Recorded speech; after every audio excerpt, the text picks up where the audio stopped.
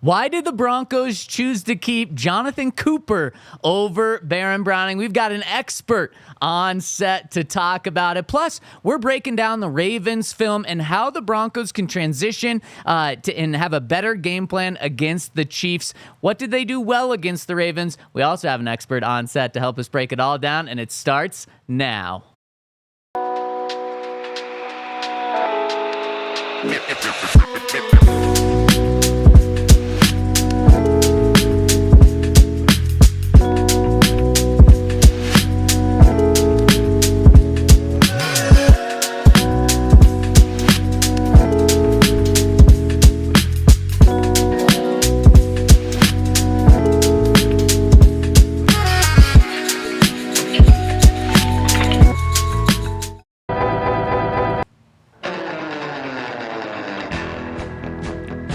It's a big day in America. The NFL trade deadline, 2 p.m. Everyone's anxious, waiting to see what happens come 2 p.m. Will the Broncos make another trade? That's right, another trade, because they've been wheeling and dealing 24 hours. They didn't wait to head to the polls till 2 p.m. They did some early trading yesterday, and we're going to break it all down on the DNVR Broncos podcast. We are rocking and rolling from the DNVR bar, and of course, we're inside the Toyota Lounge, where we're powered by your local Front Range Toyota stores, and we're presented by our presenting sponsor, Bet365. Use that code DNVR365. Deposit $10, place a $5 bet, and you're going to get $200 in bonus bets, and you're going to get Altitude Plus courtesy of Bet365, where you can watch the Nuggets win, as they've been doing a lot recently, including last night. But fellas, we're rocking and rolling with Super Bowl 50 champ Todd Davis, Henry Chisholm, you here behind the camera, and yours truly, Zach Stevens. How are we doing today on this big day? Doing good. Not as good as Coop, but I'm doing all right.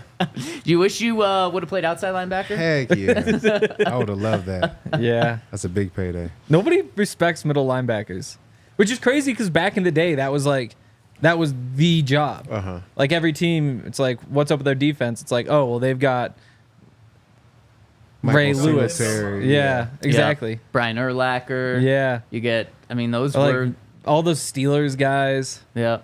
Yeah. Linebackers used to be cool, but now it's all about the edge guys. I mean, it comes in waves. You know what Yeah. I'm saying? We'll have our time again. Just like, at some point, running backs will be drafted high again. Like, it just comes in waves. Do you wish you were kind of frozen right before entering the draft or entering the NFL? Little cryo chamber. Yeah, exactly. So you could come out in 15 years? Yeah, I feel like maybe, because I wouldn't want to go to the past. Like, I feel like I would do well Right. there. A lot of tackles. Yep. Very little pay. Yeah. Go to the future. Yeah. Have like 50 tackles, Yeah. $100 million. Also, what's training camp going to be like in 15 years? It's all virtual. Well, eventually there's not even going to be tackling. Yeah. It's going to be flag football. Well, touch football. Or it's going to, or there's just going to be like no tackling until game day. Yeah. And it's going to be normal football Yeah. on game day, but nothing in between. Or just people play the video game instead. Yeah. Like everybody Like has one a guy they bunch control. of Elon robots out there that Yeah. are being controlled. Yep. You have the best controller, best Yep. gamer Yep. out there. Yeah. And I would kick ass. Oh my gosh. And then we'll just be Future doing this NFL show MVP. virtually. We'll all have our VR headsets on, doing it from inside our house. And maybe everyone watching will also be watching on their VR sets too. Wow. And probably won't be VR sets. It'll be like contacts at that point, right? Yeah. Wow. A Yeah. couple blinks. Yeah. Oh, yeah. Switch channels. Yeah. That reminds me. So we were doing that watch along, and Eric came in and sat down. D-line came in, sat down next to me. He was talking. I was so confused. Apparently, he was calling his girlfriend through his glasses. What? He has some fancy glasses where. Oh, you don't know those? So she Those was. are the- Are you serious? She I've was only like seen the looking at Apple me. ones. It must something like that. No, they're not Apple. They're actually, I think they're JBL or something. Uh-huh. But they have the little microphones so you can listen to music or anything while having your. Oh, yeah. But then he also sees her, There's video I don't know too? if he could. I don't think he could see her. but she sees what he sees? My understanding is she was looking at me the whole time. Or was she looking at his eyes? I Like, does it remember look those inward or Snapchat outward? glasses. Out. You Oh, guys remember Snapchat those? glasses, yeah. Oh, Those yeah. got banned quick. Oh, yeah. Sounds like Eric's found the new version. He has. That's unbanned yet. Yeah. So far. I just don't think I'd have much use for those. Just You know? wait. Oh, could you imagine if we wore those to practice? Oh, Sean you're gone. would. We'd get murdered. Oh, yeah. Those Bronco snipers would take us out right away. And imagine having to remember to take your glasses off before you go in there. It just No. wouldn't work. Yeah. That's not for me. It definitely wouldn't work. And today, will George Payton be working the phones? Todd, from a player's perspective, and you've been in many different positions in the NFL in terms of like where you stood on a roster, your contract, everything. What's the feeling today? Because it's a day off for pretty much every NFL player, pretty much. Are you by your phone? Are you thinking about this? Are you nervous? Or is it just like, man, whatever happens, happens, and I'm just not even going to pay attention? I think it's completely depends on who you are as a player. Like you said, I've had a bunch of different experiences in my career at different points. And if you were on the bubble, I mean, we talked about Baron Browning for weeks. Yep. So, you're probably by your phone if you're Baron. Coop, he's enjoying himself. Gonna take his family out to a nice dinner and have a good time. There's other players who are fearful and hope you don't bring in another tight end or a skill position. So they're not by their phones, but they don't want the Broncos to be by their phones either. Yep. So it just depends. I think every person in that locker room is having a different experience right now. Yeah. I think the crazy ones to me are players like Courtland Sutton, who should not be traded for any reason. He is your best offensive player. He's very important to your rookie quarterback, but because people have been talking about trading for him for 2 years, you have national people saying like, oh, could this be when Courtland Sutton finally gets traded? Like, it's not because they should actually trade him. It's just because they had brought it up previously. And so the cycle just keeps going and going and going. Kind of like Jerry Jeudy, where maybe there was a little bit more of a case to actually trade him. But as soon as your name gets thrown into those trade conversations, it really doesn't leave until you change teams or something. Yeah, I feel like with Courtland this year, it feels like the most relaxed he could be. Like every other year, it was like they talked about it nationally as much as they talked about Baron Browning in every other year, and it just didn't happen. This year, I felt like I didn't really hear much talk about Courtland besides the fact that they said, oh, they've mentioned it previously. Maybe they'll do it. And that's why I agree with that. I was shocked last night when Tom Pelissero, a friend of the program, who is very well connected with the Broncos front office. Tom Pelissero, a Minnesota guy. Where did George Payton come from? Oh, okay. So he's got a connection there. You can put two and two together. Tom Pelissero was asked just like, he was on the Rich Eisen show and was asked like, what names do we need to keep an eye out for in these next 24 hours? And Tom Pelissero mentioned, well, receiver could be a spot. So he named Mike Williams, and then he brought it up out of the blue. He said Courtland Sutton's a name to keep in mind as the trade deadline approaches. Added Sutton would not be cheap if they went there. He also mentioned how he's been in trade talks. They've had offers for many years for Courtland Sutton now. But I was just like, that was not on my radar at all. And personally, I would be blown away. I'd be so shocked if they traded him. I think. Starting to think. Yeah, but I mean, when you hear like Tom Pelissero is not a guy that says stuff just to say stuff. Most of the typically, I would never think of him as just like a headline grabbing sort of guy. So that made me think, what? But again, like if you're another team, you're like, oh, what receivers could we go get? One of the first ones that's going to come to mind is Courtland Sutton because people have been talking about it for 2 years now. And because so many other guys have already been traded. Exactly. And this organization, or at least this coaching staff, likes to kind of build players up before they throw them on the trade block. Yeah, that is true. I hope that's not the case, but you talk about back-to-back 100-yard games.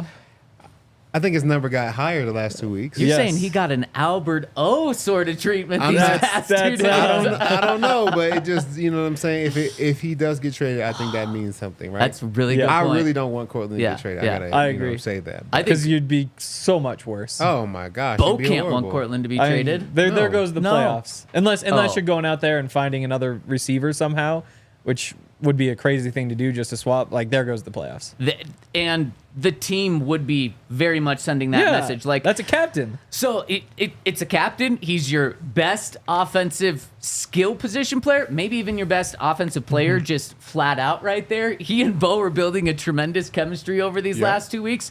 Unless it's what you said, Ton. Sean is making Courtland seem like he has a great chemistry. I don't think that's the case. I think Bo really likes him. I think Sean really likes him, but holy cow, you guys are right. I mean, if they make that move, it better be a first round pick. Yeah. If you're doing that. And honestly, man, well, I don't think it's going to happen, so we don't have to go down that route.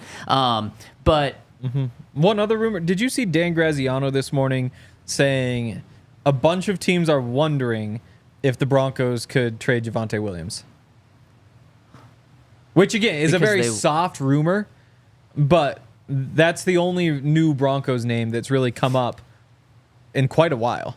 That one, it wouldn't shock me, because yesterday we heard Sean Payton say he does expect Audric Estime to get more playing time. Well, if he expects it, it means it's going to happen. That is true. You look at Javonte Williams, he's averaging 3.8 yards per carry. Jaleel's averaging 3.9 yards per carry, and pretty big sample sizes for both of them. And Audric Estime is averaging 6.3 yards per carry. Now, he's also averaging like a quarter of a fumble per attempt. No, it's very true, but I don't think Sean cares about that right now. I think he wants production from that running back room. Now, you do have to ask the question, okay, how many more fumbles does he get until he doesn't touch the ball the rest of the season? One. Yeah, probably just one more. But I think Sean's already forgot about the Saints one because he didn't fumble this past week. Derrick Henry, just to put it in perspective, it's not fair at all because Derrick Henry has way more carries. He's also averaging 6.3 yards per carry. So that's probably what Sean's pointing at and just being like, oh my gosh, I can get over 2.5 yards more per carry every single time Audric Estime touches the ball. Obviously, it's a little naive to think because the more carries he gets, the average is likely going to come down. But hey, if you're giving the carries to Audric Estime, we talked about it yesterday, Todd. You and I think that if the Broncos were to add a running back, Javonte or Jaleel probably gone from this team. And Henry, you actually thought there was room for 4, but it would make sense if they're moving on, if they're moving to Audric Estime in a much bigger role. Okay, maybe we can move on from one of these guys. Yeah, I don't know how I feel about that, but that is super soft rumor. That's like back in like 4th grade when they're like, Jessica B told me that Sarah P told her that she liked you. Like, there's no real validity there. Or you know what I'm saying? Yes. We don't know of any yet. But I think it's interesting to look at. People around the league are wondering whether the Broncos would be open to trading him. Yeah. That's very soft. I definitely think they'd be open to trading him if it was the right. right. You're not even wondering. Yeah, I'm not wondering. Yeah, I'll go a little I think step for the further. right deal, for sure. I mean, you're not probably keeping him next year. For the right deal. Yeah, and now what's the right deal, though? Is the team really going to go crazy and pay a lot for a guy that's averaging 3.8 yards per carry? He's at 3.64 yards per carry since the ACL. Do you think he gets more than Barron or he gets less than Barron on the open market? Less. So Barron was a 6th round. Yeah. Right? Maybe the same, 6th, 7th. Yeah. I'd be shocked if you get 6. Yeah, I'd be shocked if you get more. Yeah. Yeah. Yeah. It's very true. So let's dive in to this Baron Browning, Jonathon Cooper conversation because, Todd, I want to know why the Broncos decided to keep Jonathon Cooper over Baron Browning. You've seen these guys not just in depth on film. You've seen them in person. You kind of probably have a better understanding why they made this move and if it was the right move to make. But before we do that, I want to give a shout out to our friends over at Toyota. We're over at Toyota. They've got the best cars, any sort of car you need. Baron Browning's going from Denver to Arizona. What Toyota do you think is the best in Arizona? Probably the Supra. I mean, that pretty much anywhere, especially it's dry. Yeah, exactly. Like that's a place that's built for speed. Yeah. So that maybe you go with the hybrid because what they do with some of their hybrids is it packs even more of a punch, makes it more like a sports car, and that's what they actually do with their Tundra iForce Max hybrid truck. The hybrid part just adds even more power to their Tundra, which is their awesome big truck. And if you want to get a 4Runner, you want to get a Land Cruiser, you want to get a Corolla, you want to get a Supra, you want to get that Tundra, you can check out your local Front Range Toyota stores at a location near you. AutoNation Toyota, Arapahoe and Centennial, Corwin Toyota in Boulder, Groove Toyota in Littleton, Mountain States Toyota in Denver, Stevenson Toyota East in Aurora, and Stevenson Toyota West in Lakewood. Toyota, the official automotive partner of the NFL and the official vehicle of DNVR. And shout out to our friends over at Empire Today. You guys know we love our Empire Today flooring. If you guys could see our floors right now, you can see that they are beautiful and they're well maintained and they're easy to take care of because we have a lot of people here that like to, drink drinks and partake. So the flooring still looks good. It gets beaten up a little bit, but Empire Today has a great product and they pride themselves on their convenient shop at home services. They help customers shop for floors where they use their floors so they can see exactly what their new floors will look like in their home lighting, and decor so they can make an informed decision. You can check them out and use their virtual floor designer. It's a great way to see whatever floors you're looking for, whether it's hardwood, vinyl, tile, in your own home. You just snap a picture and instantly see how your new floors will look in your home. And if you want to schedule a free in-home estimate today, all listeners can receive a $350 off discount when they use promo code DNVR. Remember, restrictions apply. See EmpireToday.com/DNVR. And shout out to our presenting sponsor, Bet365. Use that code DNVR365 when you sign up.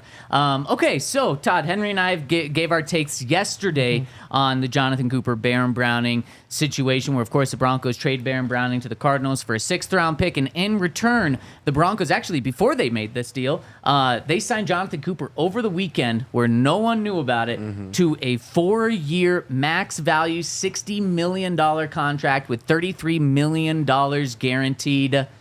Did the Broncos make the right decision to keep Jonathon Cooper over Baron Browning, and why did they choose him? Yeah, I think that they were, like, in some ways kind of two different positions. One was a Sam, one was more of a Will. So a little bit of different positions, but I understand they were both outside linebackers. But Jonathon Cooper, man, he's been a leader on the team. He's vocal. He's dominant. He's played really good football, and he's consistent. I think he's, been able to stay healthy this whole year. And his play on the field, I think, you talk about a lot of players. He goes under the radar with 5 sacks, just because he's so consistent at what he does. And he was labeled as a run defending outside linebacker, then came out leading the team in sacks. Like, he kind of does it all. He's well rounded. He's physical. He's dominant. And he's a leader. I don't really know what more you could want from a player. Do you think it's a fair contract? Do you think it's overpaying? Do you think it's underpaying? I think it's fair. Whenever you take a deal in the middle of the season, it's probably a little bit less than what you would have got on the open market, but you don't have any of that uncertainty of, hitting the open market and seeing what you would have got. So I think it's probably a little bit less than what he would have got as a free agent, but nonetheless, $60 million, like, your family's set. Like, you guys are good. Even if you would have got to the open market and made 65, like, right. The stress is not worth it. And now he can play the rest of the season, feel confident, not worried about, stepping on somebody's ankle or anything like that. Knock on wood that he stays healthy, but he just has a little bit more security right now. Yep. And while he's probably taking just a bit of a discount doing it now, his value has gone so far up in the past year and a half that he's cashing in pretty close to the peak of his value. It might be like a couple months early, but I think that if you had signed this extension even before the season, it might be less than $10 million a year.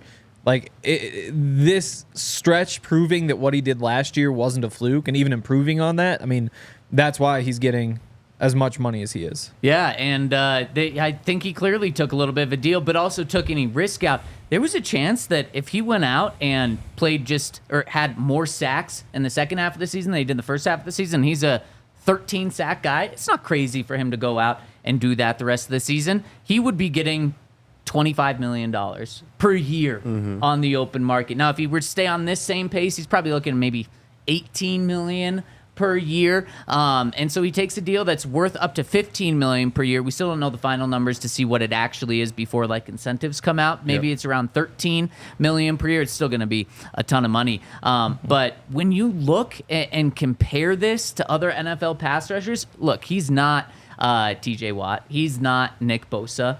But those guys are getting $30 million a year plus.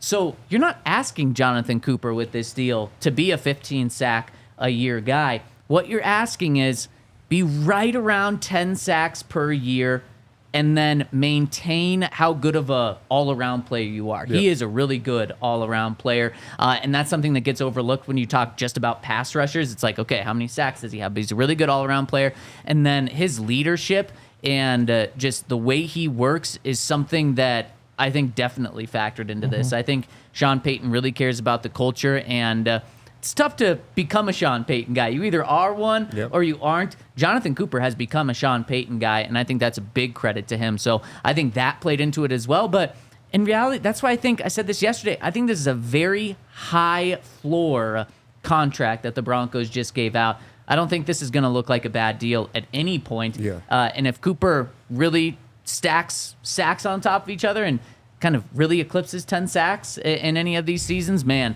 it's going to be a great value. Yeah, 100%. I mean, Coop has gone on and had 2 great seasons, but a lot of the conversation was like, are they going to keep him? Are they going to trade him? Are they going to be here? Like, I think it's a very good contract for a guy who was, you know, I don't think that they were talking about, you know, we got to extend him the same way we were talking about Quinn Miners and Pat Surtain. So I think it's a very good contract for him. So I think he'll outplay it, or you know what I'm saying, play higher than what he's getting paid. That's just who he is. He's gonna work for this. Yeah, I looked up over the Caps valuation, so they do a really good job tracking just like salary data for the NFL, but they also have a model where they basically take stats and how a player's playing and figure out how much that player is worth or how much they should be paid.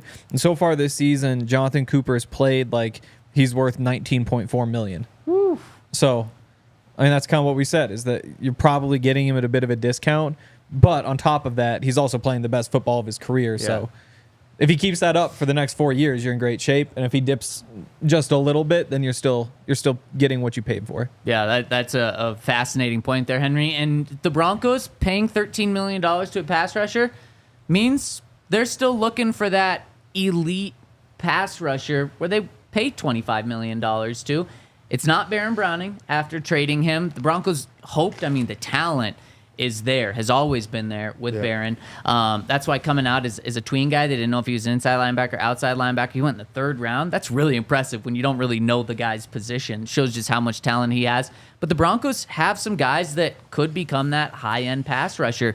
Nick Bonito, obviously on a crazy streak right now that just ended this past week. Jonah Ellis, they're very high on. I think we're going to see more of Jonah Ellis now with Baron Browning gone. And then also Drew Sanders, he's a guy that could come off the injured reserve at some point in the next couple of weeks. Keep your eye on that. The Broncos are also very high on him. They've got a lot of talent there. Now it's just, can one of these guys separate themselves to be the next Jonathon Cooper, where they're getting a good contract, or can one of these guys separate themselves to be getting the next $20, $25, $30 million deal? Yeah, and I think that I don't know if they're looking for a $25 million man. I think the way they are set up now is like, okay, we lock Cooper down, and we have like young talent, like you mentioned, and then this extra money that we have that we would have paid to one guy, we can continue to pay this interior, because they spent a lot of money with DJ Jones and Zach Allen, JFM. Like, there's money spent there that if they would have had a superstar at outside linebacker, they had to let somebody go. It's true.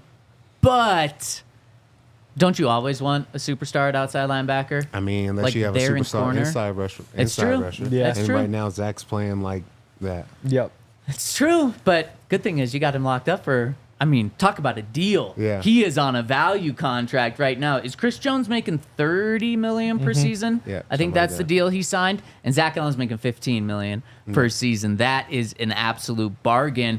Maybe he does come to you after this season and once more or something like that, and you extend him. But it's a good point. You look at the Chiefs. Do they have a superstar at outside linebacker? They got some good players, Yeah, but I totally agree. Maybe it's kind of like the Broncos. Yeah. What they want to be, if Zach Allen can, I don't even want to say get better, just continue to do what he's doing, because he mentioned it yesterday. He has a conversation with the coaching staff of, if I want to be one of the best defensive linemen in the NFL, I have to be able to handle double teams. Yeah. That's something Chris Jones does a great job of, and he was double teamed a ton this past week. And he says he's working on a plan with the coaching staff to be able to learn how to handle that and really become one of the best in the NFL. And the way he's playing right now, he's definitely up there. Yeah, because that's when it gets tough. Like, that's how you know you're really the guy. Like, when you're going out there making plays and the team's like, all right, now we're gonna game plan for you. We're gonna have a specific plan just for you, and you're still making plays and you're still getting it back. Like, that's when it's just like, we'll know what to do.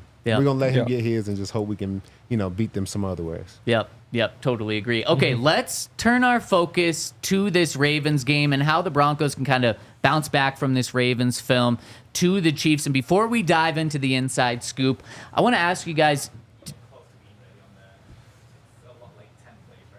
Yeah, it's a good amount of plays. Yeah, we're not. Before we dive into the inside scoop, I wanted to ask you guys a question.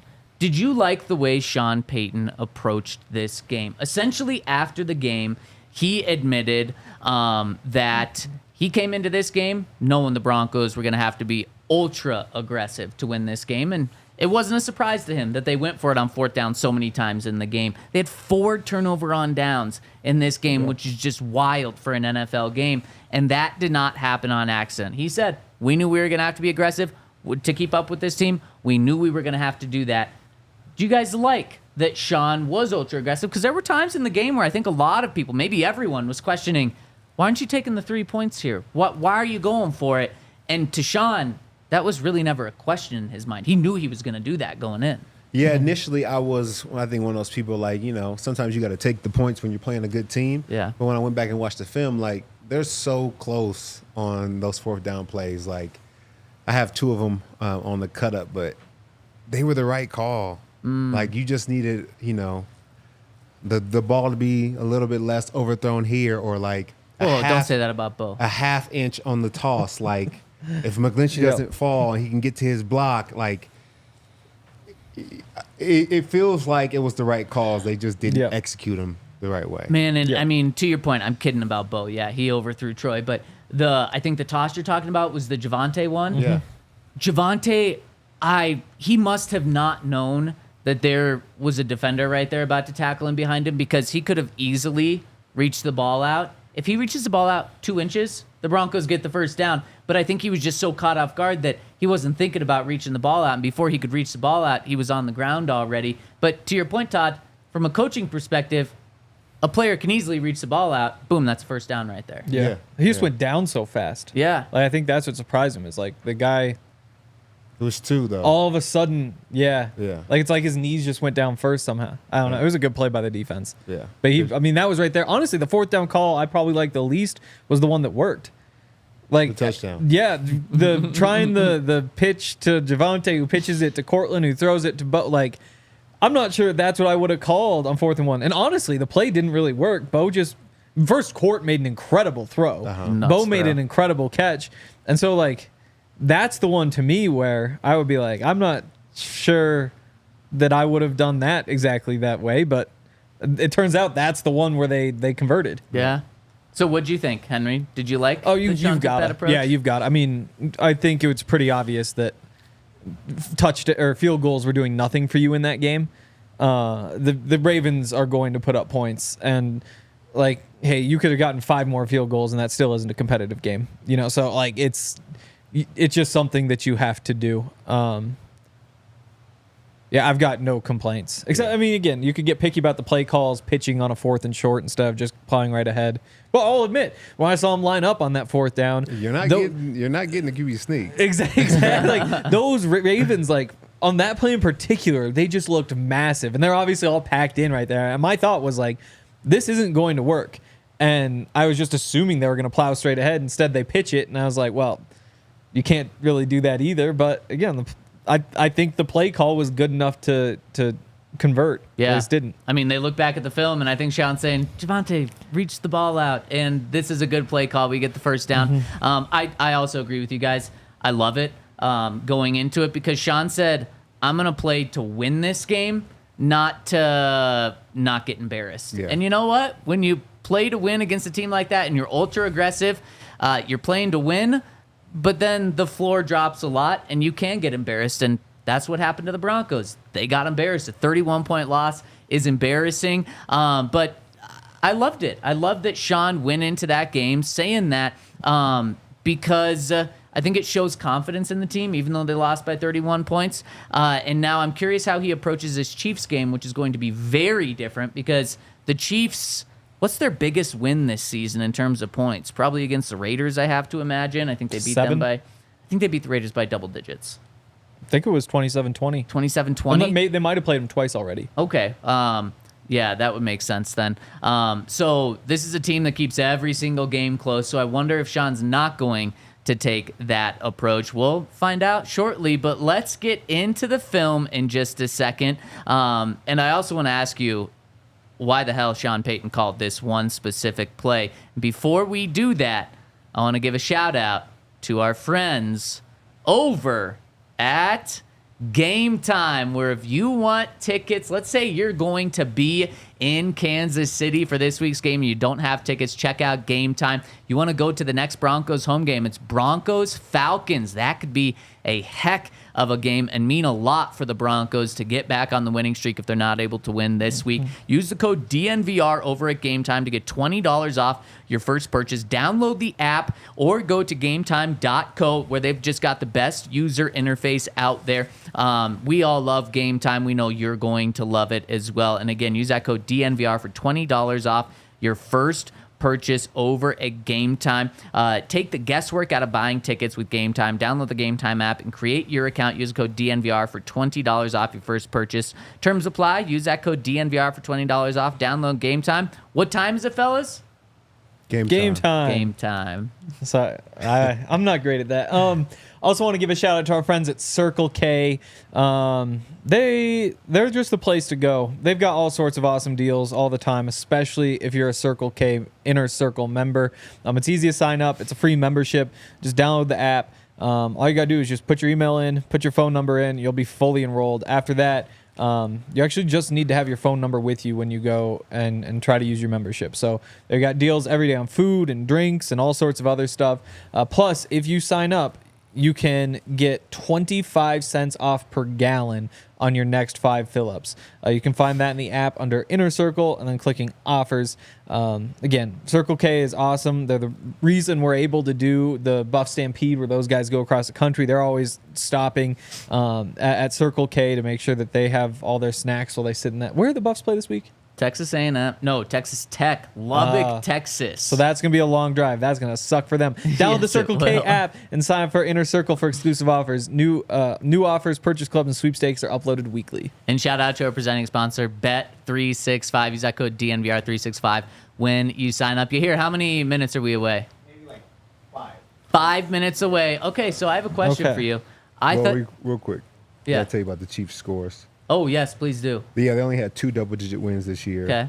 They beat the Saints by 13 early in the year, and then they beat the 49ers by 10.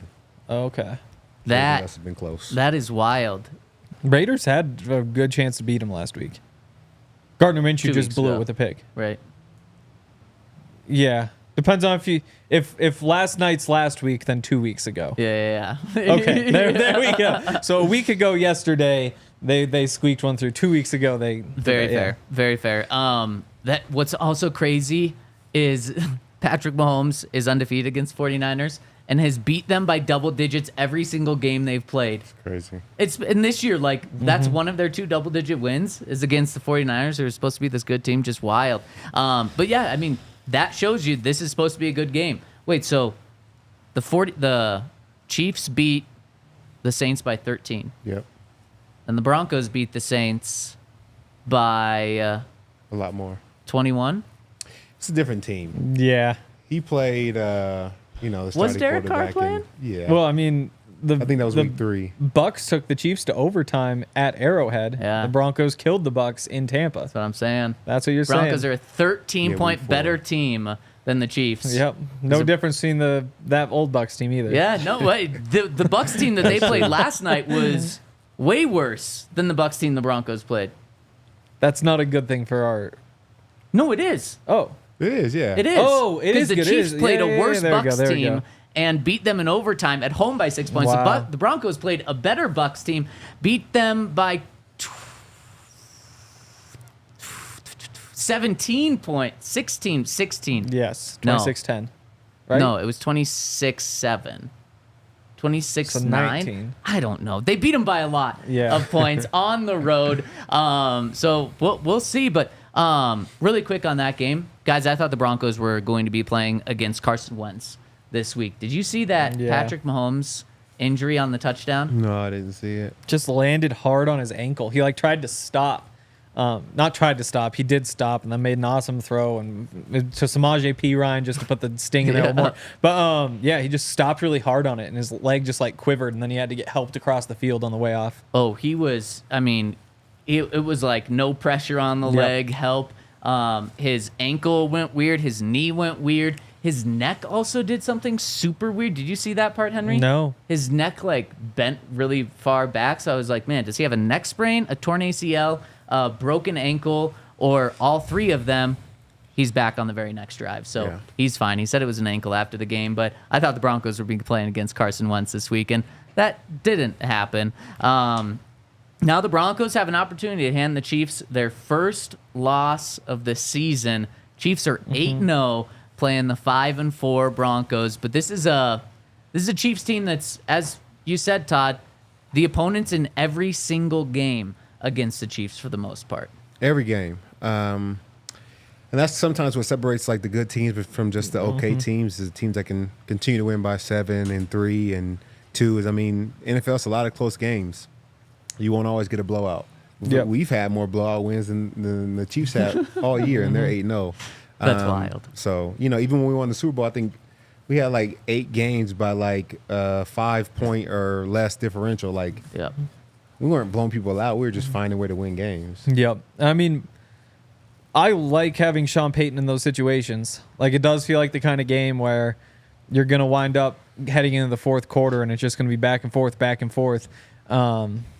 I think that having a guy like that who knows how to call those games and time things up, this, in theory, is what you're paying him to do, is win those games. So 100%. we'll see. Yeah, 100%. I think it's going to be a blast. But let's look back and learn from the Broncos. And let's do it by taking a dive into the film with our coach, Todd Davis. Todd, take us into the inside scoop. I just had to bring up this play first because we talked about it a little bit yesterday on the show. And Nope.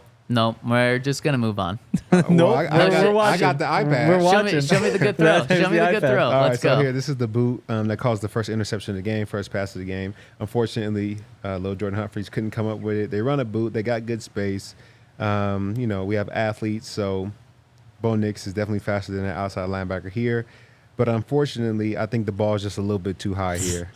Yep. I think, he threw it to a point where, like, the receiver has 2 arms extended and his back arm can't get to the ball because of how far out it is. Now, I think, it could be better, and I think he can do a better job of trying to, like, knock it down. But I thought that it was 2 players not at their best on this play, not just one. So, you know what I'm saying?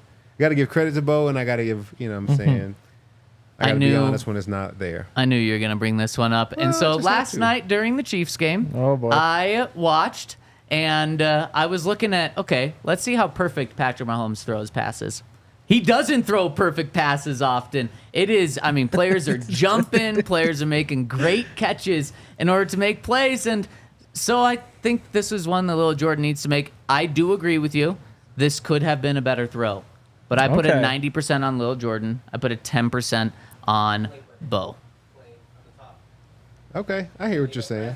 Man, Todd's starting the inside scoop with fire. I love hot it. fire. I love it. And it's already getting the Toyota chat rocking and rolling. Yes, sir. Not hit his hands. It's hit his hand. His hand. Hit it in hand still. We know love what he means. that trigger. Angel is chiming in. Also, there were a lot of people just before the screen that were saying, great call, Zach. You're so right and funny and handsome. Wow. Handsome, wow. Yeah, All I right. know. We All right, did so need Big Jordan. this is the relationship that we feel like Cortland and Bo are kind of building. Like, we understand. I think he understands defenses, and so no matter what, when you have Cortland Sutton 1-on-1, you throw him the football. It doesn't matter what's happening on this side of the football. You can care less about what defense they're in, cover 2, cover 3. You know that Cortland Sutton is 1-on-1. They're in a cover 3 here, but Cortland Sutton is 1-on-1 with a DB. You give him a chance. Yep, especially 2 days before the deadline. Oh, wow. Especially. And so that's what they've been doing more often. And I think that's what's allowing Cortland to be able to make these plays and, come back for the football. It's a nice little comeback route based off where the ball is thrown. And Cortland does a great job of getting it. It's a 22-yard throw from Bo Nix to Cortland Sutton. And I think it's a lot of identifying the defense. Cortland 1-on-1, throw it. And we'll see what happens next. He's your best offensive weapon. We have to use him like that. I feel like we don't see many of the back shoulder passes either. Yeah.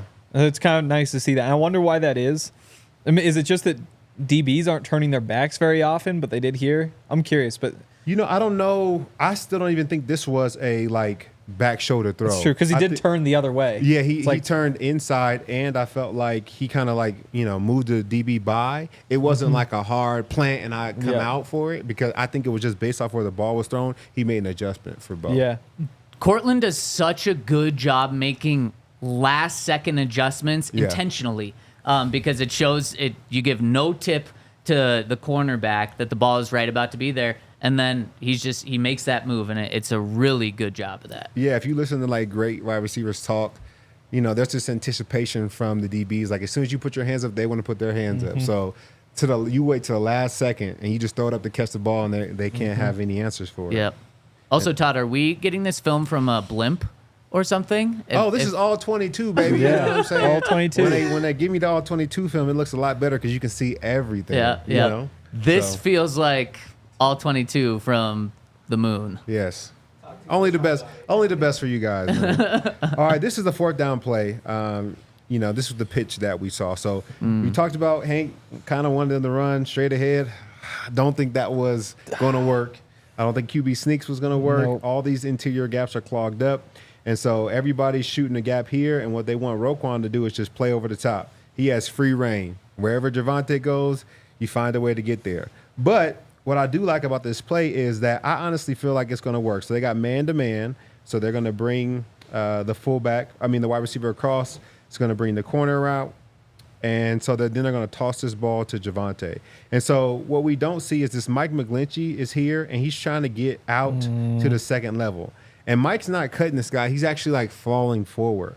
If he makes this block right here, I know Javonte can get the first down. He has enough power to get there. And he can outrun Roquan with Roquan diving and has legs. Unfortunately, this guy defeats the block by Mike McGlinchey, and so he's the first one to get to Javonte's legs. Because if this guy's blocked right here, then Roquan is one more step behind Javonte, and this is a great executed play, and it's a great call by Sean Payton. But unfortunately, you have, Mike McGlinchey, who's been playing really, really good football. He just is not able to keep his feet on this play, stumbles a little bit, and that's what leads to two defenders getting on Javonte instead of one, and him possibly having another inch and a half to get that first down. Can you go back one? Look at Quinn Minard's legs just sticking up in the air. He's just on top of him. Man, and the thing with this play is Mike McGlinchey's a guy that you definitely want moving in space because he is a very athletic tackle. So, man, they had the right idea. For sure. And this is tough because you got to think about it. Mike McGlinchey has to work this way. So Cortland's going to block this guy, and then Mike McGlinchey's technically working here. But you got defenders shooting gaps. So you got a 320-pounder has to get skinny, then get vertical, then turn his hips. It's a lot for a big man to do, and I think that's why he kind of stumbles on this play. And then going back to when you were talking about reaching the ball out, some coaches are very, very particular about you reaching the ball out. They don't want you to reach the ball out unless it's 4th and goal with 2 seconds left on the clock. Other than that, it's too many times has it created a turnover, and you give the ball up. So, some coaches are very particular about you reaching the ball out in any capacity unless it's like this is the game-winning touchdown and that's it. I agree with you, but wouldn't 4th and inches, I know it's not at the goal line, but isn't that a time when you reach the ball? Like worst case, worst case, you right fumble there. and then they get the ball and they take it for a touchdown on that play. It's a scoop and score, but realistic worst case, you fumble and they get the ball right there. Right where you were gonna give the ball up anyways on turnover on downs. Yeah, I'm just saying, some when you're people told over and over. Yeah. And I felt like he thought he had it. I don't know if he felt like I gotta, because he was so close. Yeah, he was. was. It's just and they even called it, and they were about to run a play, and they had to stop it. I think he was so close. That guy behind him just falls on his knee and just takes it down so quickly. That's what I'm saying. He was I think he was surprised how quickly he went down. Exactly. But gosh, when you see it from the pylon cam angle, and it's like, oh, Javonte just reached the ball out. I know from an outside perspective, it's a lot easier to say that, but man. Yeah. It's tough, man. All right, this is another play in the game. We got quarter concepts is what they were running, this past game. I felt like it was a little bit more zone than they had traditionally run. Yep. So what you have right here is you have quarters.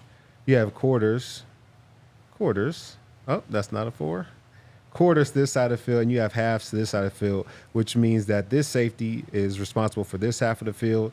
This corner is technically playing like a run under, and then these two, this safety and this corner, both have a half, and this inside linebacker here is going to take all of number 3 if number 2 is vertical. So because of that, number 2 goes vertical, which means that Cody Barton has all of 3, which he goes and does. But unfortunately, J-Mac doesn't stay inside. So he needs to stay inside here, because if he runs it out with this run under cloud technique, this corner is going to be sitting here taking it out. So they want the quarterback over there. He can jump and make a play. So he doesn't stay inside the way he needs to. And then also you got young buck, Devin Key. He gets just a little bit too antsy, because technically you have a quarter of the field. You don't need to like go anywhere fast. If this route continues to you, then you take advantage of it. But I don't know if he's anticipating the throw, trying to make an interception or a big play. Instead of sitting here and receiving this play or breaking it up, he tries to undercut it. And we already have one player out of position. Now we have another player out of position. And what happens is the receiver is able to get behind our quarter safety, and he already has gotten past our nickel. And then now, Pat is trying to help and make a play because of everybody out of position here. Yep. I mean, that one in particular, Nelson Aguilar, veteran receiver. Yeah. Like you see, he knows what's happening right there. He knows he has space, so he just takes that hard right turn and he's gone. Exactly.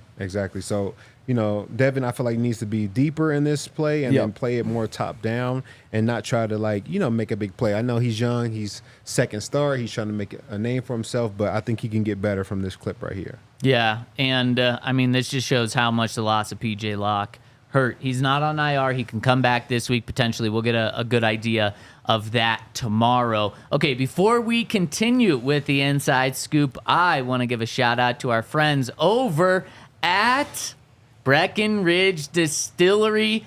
Every Broncos fan needs Breckenridge Distillery, whether you're going for bourbon, whether you're going for vodka.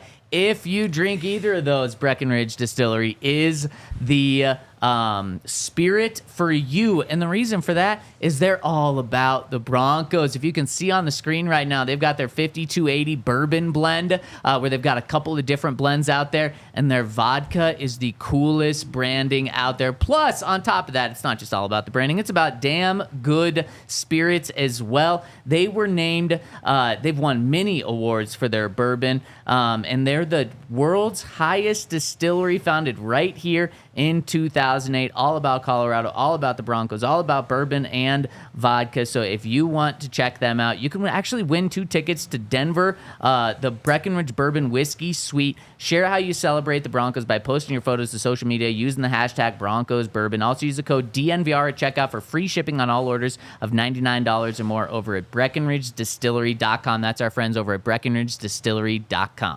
And we got to give a shout out to our friends at Bet365. Yesterday had Chiefs money line. That one actually turned out to be pretty sweaty. Felt like it was going to be easy there for a minute, but it was not. And then also the Nuggets, who I think I got them at like plus 210 when they were down by 10 in the fourth quarter. They came back and won just like they always do against Toronto. Whole bunch of cool bets, and the best part right now is that if you sign up, you can actually watch the Nuggets and the Avalanche, because Bet365 is an official partner, and they're giving new customers in Colorado 2 months of Altitude Plus on them when you sign up. So use that code DNVR365 when you sign up, because you get, first of all, the 2 months of Altitude Plus, but also $200 in bonus bets when you bet $5. Must be 21 or older, physically located in Colorado. Please gamble responsibly. If you or somebody you know has a gambling problem and wants help, call or text 1-800-GAMBLER. And shout out to the Toyota chat for rocking and rolling with us today. And shout out to our guy Cody. Shout out to KW, who says, just popping in for a few seconds, but there are not enough likes. LFB, Denver Broncos for life. Hit us with a thumbs up. We really appreciate it. It helps us a ton. It's free for you. Also subscribe. We really appreciate everyone's support here. All right, let's dive back into the Inside Scoop. All right, here we go with Bo Nix, and one of his best plays of the day, in my opinion. The Broncos are running, what is like their favorite route with Cortland on this deep dig or deep dagger. But unfortunately, I think the O-line got a little bit of flack for this game for not holding up, but there was more times, I feel like more often than not, they did a good job, protecting the rush. A couple times you saw Bo scramble, he was being blitzed, and so of course you gotta, they're gonna have an extra hat sometimes. You gotta find a way to make a play. But this play right here, the offensive line does a great job of holding up. But they have Roquan Smith. Oh, he's right here, and he was spying the quarterback. So after about 3 to 4 seconds, he's like, all right, I'm gonna go take off and try to get Bo. Well, once he attacks Bo, Javonte is, being a good running back, and he finds open space. Bo Nix rolls out to his left. He finds Javonte, and this goes for about a little over 20 yards. But this is what Bo needs to do if he's going to be successful. He has to be able to identify coverages, get the ball to Courtland Sutton in one-on-one matchups, and then also when he starts to scramble, he has to be able to make plays with his legs, extend plays, and then find open receivers and let them do all the hard work. Because he gets this ball to Javonte, he goes for like 20. I think that's the last clip I have, but he goes for like 20 yards, and it was a great play from the two of them. Can you go back a couple? Do you want to see Quinn on the ground again? No, not Quinn on the ground. This one. So it's a tough throw at this point, but you do have the tight end wide open running across the field. You also have Court about to make his break. If you see that coming a little bit, then you can get that ball out despite Roquan coming. But again, it works out because the second play works. Yeah, and that's tough because you want him to sit in there and throw the ball this way when this guy is coming this way. Like, It is if tough. it was, I would like he for the ball to be evade. out right now, though. Yeah, Not yeah. like turn now and throw it, but out by now. Yeah. And then you don't have to worry about it. Yeah. And then I'll say Is what it is. on this next clip where you show Bo scrambling and hitting Javonte, it was a great field awareness for Bo to throw kind of back of his body, maybe a slightly ill-advised throw. I don't know if coaches love it, but it was a great job to be able to find Javonte and then put some zip on him when he's, again, throwing back across the middle of the field. Exactly. Yeah, it was a great play from Bo. Great pass.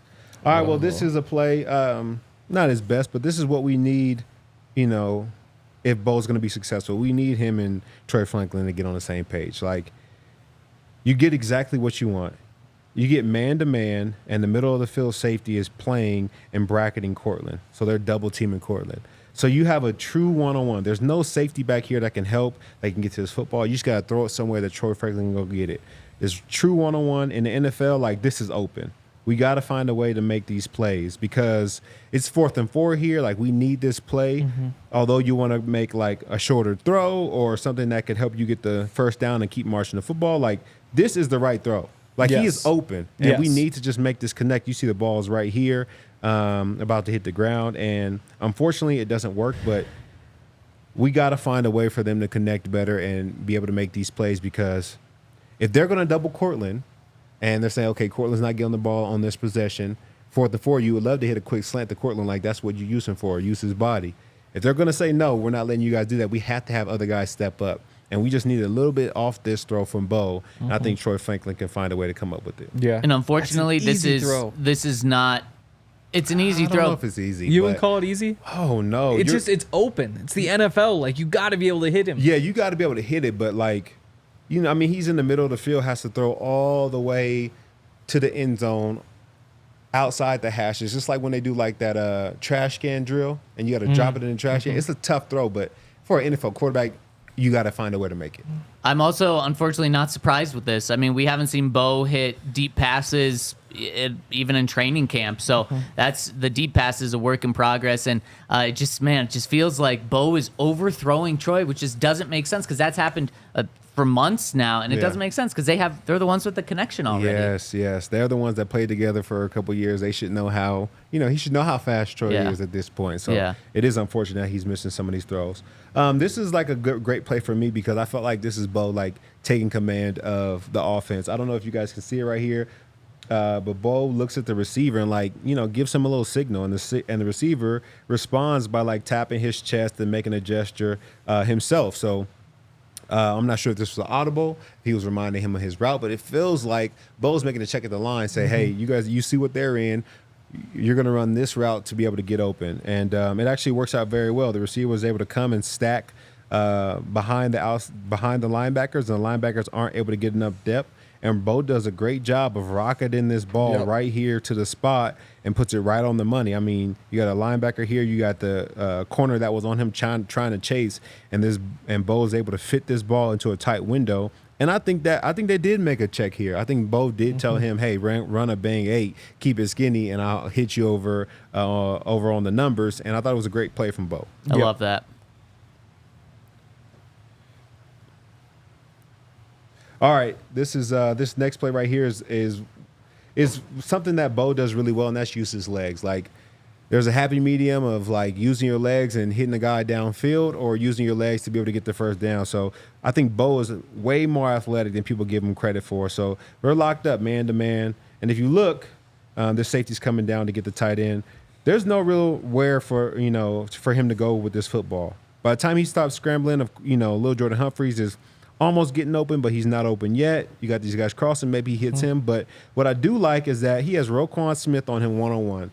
Top 2 linebacker in the league, probably him and Fred Warner, best 2. And, he makes a miss. Hits him with a little pump fake, is able to make him miss, and he's able to get into open space and actually kind of leaves him in the dust. So Bo is way more athletic than people give him credit for, and his ability to use his legs is really helping the Broncos,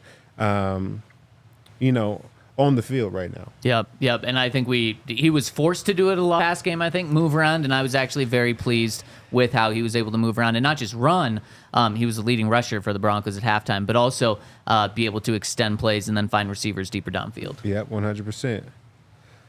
All right, this is I don't know if it's the last bad play, but okay, so we have the same coverage that we had last time. You got, quarters to this side, they're in quarters, and you got halves to this side, but when you're in a half and then they get in the stack, you gotta change it. You don't want to be in halves versus stacks. They got a lot of different routes they can run, so they probably went back to quarters here. So with quarters, you have, nobody has anybody deep. These 2 guys should be in quarters here, and then this safety, once again, I think he's cheating too far down because everybody should be in quarters at this point. He should just be a little bit higher and be able to help on this ball. We need a little bit more of a reroute out of J-Mac, but unfortunately, we let this guy get behind the defense. Nobody's on him. And, these 2 guys have the upfield route because they're in quarters. And this is the play that ends up going for 50. We got too many guys around the ball. Nobody make the tackle. A couple guys get tripped up. But just think this was great execution of, the quarters coverage once again. And maybe we could get away from it just a little bit. Maybe run a little bit more cover 2, cover 3, something like that. Would that be good against Patrick Mahomes to get away from that? Traditionally, that's what we always ran against him, and it worked well because of the weapons that he had. Because it's all top down. But what you would like to do is just be in man. Put Riley in man, put Pat in man, and PJ Locke I think is held up enough to be like let him play man as well. Brandon Jones in the middle of the field, like that's what's been working really well for the Broncos. They blitz 5, they blitz 6, they blitz 4, but it's all usually man concepts behind it. You get real exotic on third down and run zone. They were just running zone on first and second down a little bit more than they had, I felt like. I thought early in the game they tried more man, but the speed just caught him a couple times, and so they kind of just backed off of it. I think Riley had the hold in man. I think it was Pat's penalties. Was man. It wasn't big plays. Exactly. Yeah. So, yeah. All right, I think Riley had a tough game too, and that's rare for him. Exactly. All right, so this is the last play that I have. Bo made a lot of good plays, a lot of good throws. I think this is one that he kind of wants back. You got Cortland Sutton going to run like a deep end right here. Bo Nix has a good pocket once again from the O-line, so the O-line was not getting beat 27 ways like most people think. He's able to step up in this pocket. But unfortunately, he steps up and he never sets his feet. And I think that's when you see Bo get into trouble. Like, whenever he steps up, and I think he does well throwing on the move when it's short dump-off passes, but when he has to make like an accurate throw downfield, I think he's still learning that part of his game. So he steps up, and then this ball just gets a little high on him, kind of similar to what he did with Lil Jordan Humphreys, but we don't have to bring that up. And, I think he wants this one back because right now Cortland is open and it would have been a great play. He just got to, once he steps up, he got to set his feet and be able to make an accurate throw to hit Cortland in the end zone. Yep. Yeah, I mean, it's a tough one there. I think we have time for one more play, Todd. We're done. No, that's it. Oh, that's it. Oh, right on. And you have the news. And I was I was a little distracted with the news. The Saints are trading Pro Bowl cornerback Marshawn Lattimore to the Commanders for a premium draft pick. And the good news about this is apparently it was down to the Chiefs and the Commanders for landing Marshawn Lattimore. And boy, the Chiefs don't need any more good pieces. Sure. So thank you, Commanders, for stepping up to the plate and landing Marshawn Lattimore. And the Saints are in tank, more than tank mode. I don't even know what you call it. It's great news for anybody who might have taken the Commanders to win the NFC East. I love that. 7.5 to 1 odds. I love that. And I also love our friend Andrew, who chimes in with the super chat. And I shouldn't say Andrew chimes in with the super chat. I should say Hank's burner account chimes in with the super chat, who says, "Is Bo Nix Taysom Hill 2.0? Miss open wide receivers not good." He misses open receivers now. You just need 2 years from now for him to not to. Yeah. And if he keeps missing receivers like this, you've got an average type quarterback. If he fixes it, then all of a sudden you can get back to being like, why can't he be a Super Bowl winner? I really am. Maybe I should be, but I'm just not worried about his accuracy yet. I think it's going to slow down, and I think we've seen a lot of the rest of his game start to slow down. So I'm still not concerned with it. I do understand if people are concerned with it, but I'm not even close to being there yet. Yeah, I'm glad that they continue to like try it. Like they're not shying away from it, saying that's not part of his game. Like either you're gonna learn it in practice or you're gonna have to learn it in game play, but we're gonna throw it. So I like that. Yep, I like it too, and I've loved this show. Oh, good. Thank you, guys. It's been fun. Thank you to the Toyota chat for rocking and rolling with us, and we'll be back to really dive in to the Chiefs. How did the Broncos hand the Chiefs their first loss of the season? We're talking about it tomorrow at 10 a.m. with our guy, Brian Baldinger. Tune in. We'll see you tomorrow. Have a terrific trade deadline day. We all silly like the mayor.